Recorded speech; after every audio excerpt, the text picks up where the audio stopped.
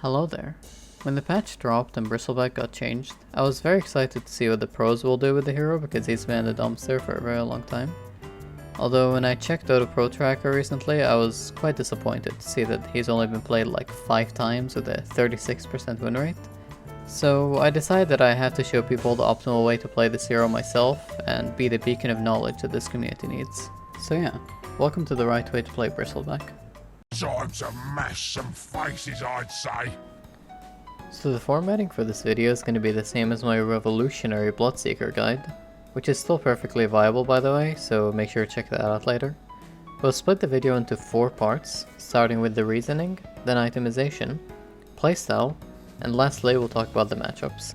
So to get into the reasoning for why Bristleback should be played mid, it boils down to Bristle being quite bad or mediocre at other roles. So for example, carry Bristle is currently really bad because his axe was changed and he's no longer able to go things like Satanic and rely on his ult damage, also because that was nerfed and changed. And offlane Bristle is, well, have you ever had a game where you thought, man, I really wish I had a Bristle offlane right now? It never really happens because the hero doesn't offer anything you want from an offlaner. He's greedy, he itemizes in a selfish way, and he doesn't provide lockdown, catch, or generally anything that you want from an offlaner, except that he's a big tanky guy. Which leaves us with mid. Playing Bristle mid has quite a few advantages that heavily outweigh the disadvantages. For starters, the hero can survive more or less any lane, and even if it's a very hard lane, he can shove it with quills and then go stack triangle for himself or just stack any camps. Bristle is a really good stack farmer, and being close to a triangle is really nice for the hero. Throughout the laning phase, you can easily just walk to a triangle and stack after shoving waves at all times. So while offlane Bristle isn't horrible, it's just really hard to make plays with and it's generally just AFK farming, which is not what you want from an offlaner. And when you play this hero from the mid lane, you heavily minimize the AFK farming time, and you get to that time where you actually can start fighting around the map a lot faster. I tell you what, this'll bash heads pretty light. So this itemization is going to be strangely similar to my Bloodseeker guide. I only realized that while making this video, and it's quite funny actually. But anyway, you're going to buy Ags and Bloodstone, and then you don't die and kill everyone. But let's get into the specifics of it. So when it comes to starting items, it's not going to be anything special. You're just going to buy Quelling, Tango, branches, and you're going to buy a bottle first. After the bottle, you have the choice of going treads or phase boots, and in most games I would suggest phase boots, but if you're playing against specific heroes that you need the attack speed against, like Grimstroke or Phoenix for example, treads are not that bad. Phase boots are just really nice for the armor and the movement speed. And after you buy boots, you just want to go straight for your Aghanim Scepter. In some games you might want to go for a cloak before the scepter to help with magic damage, but it's pretty situational. The reason why you go for the rushed scepter is that it's going to speed up your farming a lot, and your biggest power spike is going to be when you have your shard and your scepter. And when you have these 2 items, you're able to have so much impact on the map, so you want to get to that as fast as possible. Now, for why this axe is so good, there's quite a few different reasons. The first one is obviously it's a lot of fucking damage. Like, it lets you burst people down so quickly, and this is something that Bristle has never done before. And that massive burst of damage also translates into a massive burst of healing when you buy spell lifesteal items, like Bloodstone. And with that information, we can now conclude that Bristle actually has counterplay against his hardest counter, which are breaks. The reason that breaks were always such a big problem for Bristle is not just because he loses his resistances, which I think is the minor aspect of it, but the bigger aspect is that he loses his passive quills. And those passive quills are not only his main source of damage and burst, but they're also his main form of sustainability. So a Bristle without this axe, if he gets broken, he's just going to die no matter what he does, as long as the enemy, has adequate lockdown, because he's a pretty fast hero. Because no matter how much spell lifesteal he has, 1 quill every 3 seconds does fucking nothing. Although with this new axe, you're able to actually sustain through a break and even kill people with it. And the biggest part about it is that this hero is not being picked by anybody. No one even fucking knows what this axe does, and everyone's underestimating it. So there's so many times where people really do think that they can burst you, but they can't. You heal way too much. And the last small thing I'll mention about Ags, which isn't really that small, is that every quill you fire out with your Ags on gives you a Warpath stack.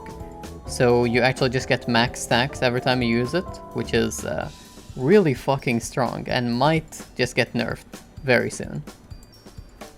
And after your Ags, I am always going for my shard. I think this shard is actually really strong, and it makes your Ags a lot better. It also has really good synergy with your Ags, so there's really no situation where I wouldn't buy this shard. It's a must buy. It has a massive AoE, it has a huge cast range, like a 10-second cooldown, and it costs like no mana. After the Ags and the shard, we'll obviously be going Bloodstone. We've already mentioned this item quite a few times, so everyone already expects it. But this item ties the hero together. It has insanely good synergy with your Ags, because in any situation that you're about to get bursted, you can just use the Bloodstone active and use your Ags, and there's absolutely no way that people can kill you through that if it's hitting more than one person. It sounds oddly similar to another Ags and Bloodstone combo that I mentioned in another video. Other than the synergy with your Ags, it synergizes with your passive too, and it gives you very good stats, which your hero really likes. Now, after your Bloodstone, there's going to be a bit of variety in what you can buy. You can buy Kaya Sanj, which is nice to tank up a little bit and deal even more damage because it actually affects your quills. You can buy Octarinkor, which is my personal favorite and what I recommend. If you have nothing else that you want to buy, then go for Octarinkor, because it's going to make everything really crazy. Because you already have very low cooldowns on this hero, and the fact that your passive now has a cooldown means that Octarinkor is very high value. It also gives you a lot of stats. Not only does it make you tankier, it makes you deal more damage, and it's just a really nice item. Aside from Octarinkor and Kaya Sanj, there are the obvious choices like Assault Cuirass if you need it, Shiva's Guard if you need it, Lotus potentially, Pipe even. If you went for like an early cloak, you can think of going for a Pipe. Don't buy Eternal Shroud, please. Eternal Shroud is a complete dogshit item. There is no reason to buy it. Don't. Please don't buy this item. It's horrible. Other than that, I think Heart is also a really good item on this hero, but you generally would like to buy other things, so I don't really buy it that often, but it's definitely really good. And Blade Mail is also in theory good, but I don't really buy it often because, as I said, there's just other priorities.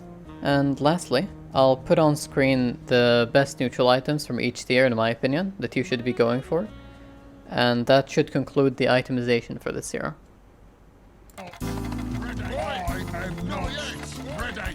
Okay, so with all my years of experience and immense knowledge of this game, I've made this easy 3-step guide to playing Bristleback. Step 1. Create the hardest challenge of the game and defeat it. Step 2. Walk directly towards the enemy fountain while taking your hands completely off the keyboard, and when you reach the fountain, turn around. Step 3. If you followed everything perfectly, and I know it was quite complicated and kind of hard to follow, but if you did, the entire enemy team should be dead right now, and you're free to kill the enemy ancient. Congratulations. Enjoy the free wins. Okay, so I think I kind of glossed over some important details there, so I'll just talk about that now. When it comes to the lane, your goal is to just get CS. You don't really care about killing them, you don't really care about winning the lane. It's just about getting CS and stacking your ancient and hard camp in the triangle. And when it comes to how you play the lane, honestly it's really fucking brain dead. Level 1 and level 2 you'll play like a normal mid laner, just hit creeps and be a normal human being. And then level 3, when you get your bottle, you just start shoving the wave with quills and turning your back to the enemy mid laner. You don't really care if they hit you, because when they hit you, you just pop more quills, which makes you farm the wave faster, and allows you to go stack your ancients without missing any farm. You'll keep doing this until minute 7 or 8, and by then you would have stacked your ancients 4 or 5 times. And then it's important to let your team know that you're going to farm your stacks. So one of your supports comes and takes XP mid, and your team should be ready to react if the enemy team decides to come and fuck with you and you're taking your stacks. It's really important that you tell your support to follow the enemy mid laner if they see the enemy mid coming towards you. because if they come and break your smoke and fuck with you while you're taking your stacks, it's gonna be a really big problem and it could actually be game losing for you.